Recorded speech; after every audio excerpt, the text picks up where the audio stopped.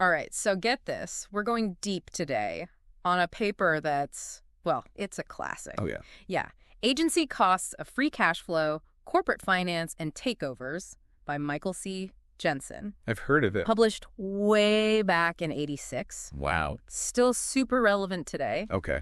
You ever think about how companies decide what to do with all that cash they're, like, sitting on? All the time. This paper, well, it kind of gets into that whole, the relationship between those company managers Right. and the people who own the company, the shareholders. Yeah, yeah. It can get, well, tense. I'll bet. But trust me, it's a lot more interesting than it might sound at first. Well, what's really interesting to me about this paper is how it kind of flips the script and how we usually think about debt. Wait, so you're saying, like, debt can be a good thing? That's the thing, right? That's what makes this paper so cool. Okay, but isn't that what, like, gets so many companies into trouble? Yeah, but let's back up a sec. Right. We got to start with, like, what Jensen even means when he says free cash flow. Okay. So it's like, think of it as the cash a company has left over Mm-hmm. after they've paid for all their, profitable projects. So it's extra money. Yeah, like extra money they've just got, Burning a hole in their pocket. Exactly. Yeah, exactly. Okay, so I'm with you so far, but, like, where does debt even fit into all of this? So Jensen, he argues that managers, sometimes they don't always make the best decisions with that extra cash. Oh, I see. Instead of, like giving it back to the shareholders, they might be tempted to, I don't know, spend it. Oh, what? Spend it on, like, risky projects or, Mm-hmm. maybe make acquisitions they don't need or just, like, hoard it. Oh, okay. And that's where the whole agency cost thing comes in. Agency costs. Yeah. Is that like when my travel agent booked me on that flight with, like, 12 layovers? Exactly. Definitely not working in my best interest. It's like, yeah, it's basically the potential downside when you've got someone making decisions for someone else. Right. And in this case, it's like managers, they might, focus on things that benefit them Mm-hmm. Mm-hmm. personally. Like, I don't know, making their empire bigger or getting a bigger bonus, Yeah. even if it doesn't actually help the shareholders. Got it. Okay, so now I'm kind of starting to see, where the whole debt part comes in. Yeah. It's like a way to, like, I don't know, keep the managers in check. Got it. That's exactly it. Okay, yeah. Jensen, he calls it the control hypothesis. Control hypothesis. Yeah, so picture this. Mm-hmm. A company, they take on, like, more debt. Okay. Now they've got to make those regular interest payments to whoever they borrowed the money from. The bondholders. The bondholders, right. Mm-hmm. And so that basically, like, shrinks the amount of free cash flow Mm-hmm. that the managers have to play around with. Oh, I see. So it's like putting them on a financial leash. Yeah, exactly. Less free cash flow, less opportunity to, make those questionable decisions. Yeah, you get it. And here's the kicker. Okay. This financial pressure, it actually forces managers to be more efficient. Oh, wow. Yeah, and make decisions that, really maximize shareholder value. Okay, but isn't there, like, a risk? I mean, what if the company takes on too much debt? Of course. There's always a risk of bankruptcy. Yeah. It's, you got to find a balance. Right. But there's been all these studies, Mm-hmm. and they've shown that when companies announce they're going to increase their debt levels, Okay. like they're going to buy back their own stock or maybe swap their stock for debt, the market, it often reacts, pretty positively. Right. Yeah, stock prices go up. So investors are basically saying, hey, we trust you more when you have some debt to worry about. Yeah. It's like Yeah. they know the company's got to be more careful with their money. Wow, that's fascinating. So it's not just like a theory. It's actually, It's happening. it's happening in the real world. It really shows you how debt, when it's used in the right way, Mm-hmm. can align everyone's interests, the managers and the shareholders. This is all really interesting. Yeah. Yeah. Okay, so I think I'm ready to, like, hear about some real world examples of how this actually works. Okay, perfect. Yeah. Well, how about leveraged buyouts? Oh yeah, LBOs. LBOs, they were like, they were huge back in the 80s. Yeah. Okay. So basically you have this group of investors. Mm-hmm. Sometimes they include the company's own management, Okay. and they use a bunch of, borrowed money. Debt. Debt, yeah, to take the company private. So they were kind of betting that they could make the company more profitable. Yeah, they were. And they figured Mm-hmm. that this, high debt structure would kind of force them to do it. Got it. And you know And what? A lot of times it worked. Really? It was a really smart way to deal with that whole agency problem. Okay, yeah. Remember the agency problem of free cash flow? Mm-hmm. Mm-hmm. So the companies that were usually targeted for LBOs, they were usually these like older, more mature companies. Okay. They had, stable cash flow, but not a lot of growth. They were like the perfect candidates for, Using that free cash flow. Exactly. Yeah. That makes sense. But how did piling on all that debt actually make things better? Think of it like, think of it like a financial boot camp. A bird camp. Yeah, for the company, Okay. Those big debt payments, they forced the managers to get laser focused on, efficiency, making enough cash to pay back that debt. Right. There wasn't any room for, waste or like pet projects anymore. So the debt, it was like A forcing function. a forcing function to whip those managers into shape. Exactly. Oh. And it's worth mentioning, too. There's this technique called strip financing. Strip financing. Yeah, so it's like they structure the LBO debt so that different types of investors, they all have the same goals. Oh. So everyone's on the same page. Okay. It minimizes conflicts and also the risk of bankruptcy. Okay, this is all making sense now. So can we talk about the oil industry? Yes. Perfect example. In the 70s and 80s, I know oil prices were crazy high back then. They were sky high, and that meant that oil companies, they had all this extra cash. Tons of free cash flow. Tons of it. But instead of, giving that money back to shareholders, a lot of companies, they just went on these like spending sprees. Oh, wow. Especially on what they call exploration and development, E&D. So they were like reinvesting it, which sounds, kind of good at first. Yeah, it does. Yeah. But the research, it shows that these investments, that they weren't actually generating good returns. Oh, really? Yeah, there were these studies, one by McConnell and Muscarella in 86, and then another by Peachy in 85, and they showed that these like huge spending announcements, they actually caused stock prices to go down. Oh, wow. So investors are basically saying, well, we'd rather you just give us the cash. Exactly. They were like, we don't want you wasting it on these risky projects. Yeah. And to make things even worse. Oh. Some oil companies, they try to diversify. Diversify. Yeah, by like buying companies in completely different industries. Like, wasn't there that time that Mobil bought Marker? Yeah, that's a perfect example. That was the retail giant, right? Yeah, huge retail company. Okay. And it was a total disaster. Oh, wow. These moves, they often ended up hurting shareholders. It just showed like how dangerous it can be when managers have too much free cash flow, right, and not enough, good opportunities to invest it in their own industry. So basically the oil industry was like swimming in cash. Yeah, but they were squandering it. Yeah. But something else was happening too. Okay. Something pretty dramatic. A wave of takeovers. Oh, wow. Okay, now this is where things get interesting.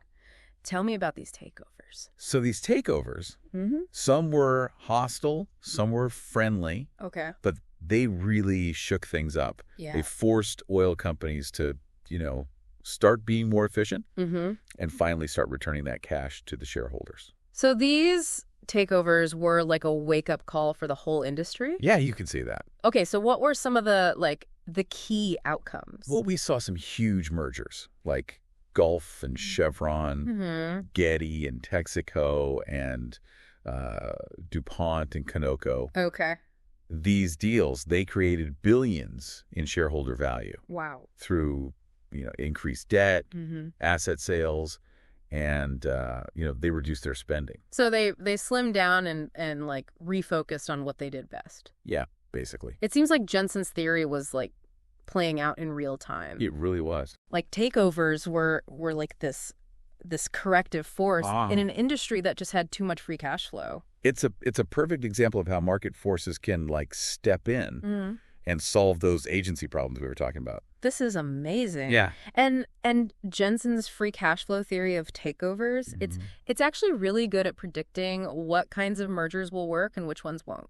It really is. Okay, so tell me, what are like the key takeaways from this theory? Yeah, from this theory that, we can use to understand how the business world works. Well, one of the main things is companies with a lot of cash and the ability to borrow even more, they're more likely to make acquisitions that Well, they don't really add any value, Oh, okay. especially if those acquisitions are about, getting into new unrelated businesses. So it's better to just like stick to what you know. Exactly. Okay. Focus on what you're good at. Another takeaway is mergers within like declining industries. I think of like oil or tobacco. They tend to do better than those diversification attempts we talked about. So consolidating within a shrinking industry, that can make sense. Yeah, it often does. Okay. But branching out into new territory, it's usually a recipe for disaster. Got it. And remember, those hostile takeovers and all that debt, they often mean that there are some serious agency problems. Okay. Anything else we should keep in mind? Well, the acquirers in successful takeovers, they usually have, a good track record. They've earned that cash they're using to buy another company. Right. But the targets, the companies being acquired, well, they could be doing poorly, or they might just be, sitting on all that cash. So a company with a good track record, they're probably going to make smart acquisitions. Right. But a company that's not performing well, even if they have lots of cash, they might be a target for a takeover. Exactly. Interesting. And one last thing. Takeovers that are paid for with cash and debt, they generally have better outcomes than the ones paid for with stock. This all makes perfect sense. So we've talked about the oil industry, but are there like other examples? Oh, yeah, tons. Where this theory explains what's going on? Like, look at tobacco. Demand's going down, but they're still making a lot of money. So we've been seeing a bunch of mergers and acquisitions in that industry. Makes sense. Companies are trying to, consolidate and figure out what to do with all that extra cash. Right. They're consolidating to, be more efficient in a shrinking market. Exactly. Okay. What about, are there other industries that fit this pattern? Yeah. How about food? Food. Okay. They have these like steady cash flows, Yeah. but not a lot of room to grow. So they're perfect for LBOs. Right. Right. Was that Big Beatrice Foods LBO? Was that kind of like this? Oh, yeah. That was a classic example. Okay. Using debt to unlock value in a mature industry. Yeah, that was a huge deal. It was. Okay, so what about industries that are, really regulated? Oh, like broadcasting. Yeah. Broadcasting. Yeah, so they make good money, but there are all these regulations that like limit how much they can grow. Oh, I see. So they end up with all this extra cash. So they're limited in how they can, reinvest that cash. Exactly. Which makes them like prime targets for takeovers. Could be. This is incredible. I mean, this theory can help us understand so many different things. That's what makes it so powerful. Across all these different industries. It helps us understand, like, the incentives and the forces that drive, corporate behavior. Oh, this has been so eye-opening. I feel like I'm seeing the business world in a whole new way. That's great to hear. Yeah. If you'll, excuse me, I think I'm going to go, like, analyze some potential investments. Oh, yeah. Yeah. With this whole free cash flow thing in mind. Good idea. Yeah. Because, knowledge is power. The more we understand these concepts, the better decisions we can make. Whether it's about investing. Yeah. Or just, being an informed citizen. Totally. I mean, this theory, it's not just about Wall Street. Right. It's about understanding the forces that shape, all of business. Yeah. And how those forces affect all of us. That's a great way to put it. And these takeovers, they really made a difference. Yeah. They kind of forced the oil companies to get their act together. They had to face those inefficiencies. All right. And start giving that cash back to shareholders. Okay, so they were like a wake-up call for the whole industry. Yeah, I think that's a good way to put it. Okay, so what were some of the main outcomes of all this? Well, I mean, there were some massive mergers, like Gulf and Chevron got together, Getty and Texaco, and then DuPont and Conoco. Wow, okay. And these deals, they created billions in shareholder value. Billions. That's incredible. Yeah, and they did it through, increasing debt, selling off assets, and just, cutting back on their spending overall. So basically they slimmed down and refocused on their core business. Yeah, exactly. Like Jensen's theory and action takeovers, they were this corrective force. For an industry that had just gotten, too comfortable with all that extra cash. Yeah. Yeah. It's a great example of how those market forces can actually help fix these problems. Right. Yeah, it's like the market stepping in and saying, "Hey, you got to get your act together." Yeah, exactly. This is amazing. And Jensen's theory, the one about free cash flow and takeovers. Mm-hmm. It's really good at like predicting which mergers will actually create value and which ones won't Okay, so what are the main takeaways? from the theory. Yeah, the ones that we can use to understand how businesses work. Okay, well, one of the big ones is this. Companies that have a lot of cash and the ability to borrow even more, they're often the ones who make acquisitions that don't actually make any sense, Okay, yeah. especially if they're trying to, get into businesses they don't know anything about. So it's like they should stick to their knitting. Yeah. Focus on what they're already good at. Exactly. Okay, what else? Another takeaway is mergers that happen within declining industries. Okay. Like, think of like oil or tobacco. Mm-hmm. They often do better Okay. than those companies trying to diversify into something new. Right, so if a market's shrinking, it makes more sense to consolidate Right. than to branch out into a totally different area. That's often the case, yeah. Got it. And don't forget those hostile takeovers Mm-hmm. and all that debt we talked about. Mm-hmm. Those are often signs that there are some big agency problems going on. Okay. Is there anything else we should, keep in mind when we're looking at this? Well, think about the companies that are doing the acquiring. Mm-hmm. The ones that are successful, they usually have a really strong track record. Okay, yeah. They've, earned that cash they're using to buy other companies. Right. But the companies being acquired, well, sometimes they're not doing so well. Mm-hmm. Or they might just be, hoarding cash. So a company with a good track record, they're probably going to make smarter acquisitions. Yeah, like right. Okay. And a company that's not doing well, they might be vulnerable to a takeover. Exactly. Even if they have lots of cash. Yeah, This is fascinating. it is. Okay, one last thing then. Sure. Takeovers that are paid for with cash and debt, Mm-hmm. they tend to do better Mm-hmm. than the ones paid for with stock. That's right. Okay, this all makes sense. Good. So we talked about oil. Are there other industries where this theory explains what's happening? Oh, yeah, lots of them. Okay, like what? Well, look at the tobacco industry. Okay, tobacco. Demand for cigarettes, it's going down, Mm-hmm. but they're still making a ton of money. Right. So there have been a bunch of mergers and acquisitions in that industry lately. Makes sense. They're consolidating. Yeah. To be more efficient in a shrinking market. Exactly. Okay, what about any other industries that kind of fit this pattern? Well, think about the food industry. Food, okay. They have really steady cash flow, Mm-hmm. but not a lot of opportunities for growth. Okay. So they're prime candidates for LBOs. Yeah, like that Beatrice Foods LBO, that was a huge one. Yeah, that was a classic example. Okay, and what about industries with a lot of regulation? Like broadcasting. Yeah, broadcasting. Yeah, so they make good money, Mm-hmm. but there are all these rules Okay. that limit how much they can expand. So they end up with a lot of extra cash, Yeah. but they can't really reinvest it, It's harder for them. which makes them targets for takeovers. Yeah, potentially. It's amazing how this theory, it can explain all these different situations. Yeah, that's why it's such a powerful tool. Across so many different industries. It helps us understand those underlying incentives, Yeah. the things that drive how companies behave.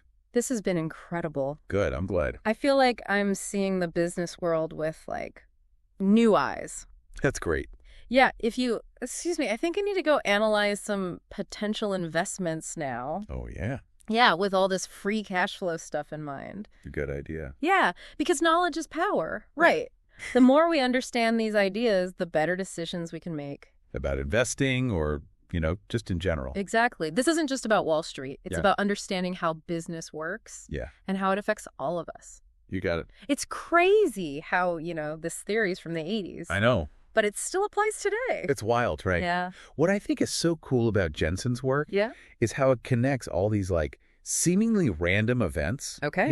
Like mergers, Mm-hmm. stock buybacks, Yeah. even whole industries changing. Right, right. It's it gives you this new way to see what's really going on. Yeah, the underlying forces. Yeah. And it's not just about understanding, the past. Right. It can help us make sense of what's happening now. Oh, yeah, totally. And maybe even predict what's going to happen in the future. Exactly. So even if we don't, work in finance or whatever, Mm-hmm. this theory can help us be more, informed citizens. Absolutely. Better understand those business decisions that shape the world. For sure. Okay, so whether you're reading, a news article about some merger or thinking about like your own investments, Right. understanding this whole free cash flow thing, Yeah. it can give you a real advantage. It's like a secret weapon. Yeah, it's like you can like decode the business world. That's a great way to put it. We can see beyond like just the headlines. Yeah. Start to understand why companies do what they do. And what might happen